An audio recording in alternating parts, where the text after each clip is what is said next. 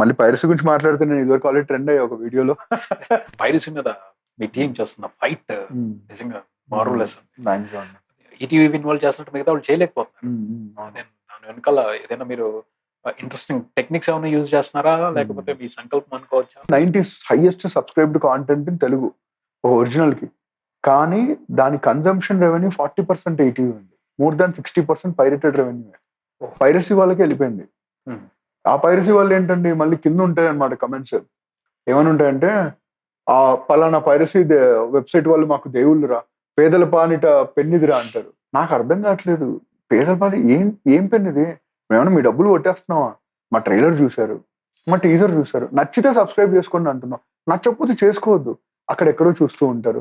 అది చాలా బాధ కలుగుతా ఉంది. ఎందుకంటే అలాంటి వాళ్ళు రాబిన్ హుడ్ లా ఫీల్ అవుతూ ఉంటారు. They are not Robin Hoods, they are thieves. ఇలాంటి టైంలో Sai Krishna came up with ground breaking technique along with Pavan అని ఒక ఫెంటాస్టిక్ టాలెంట్ అండి. తను టెక్నికల్ హెడ్.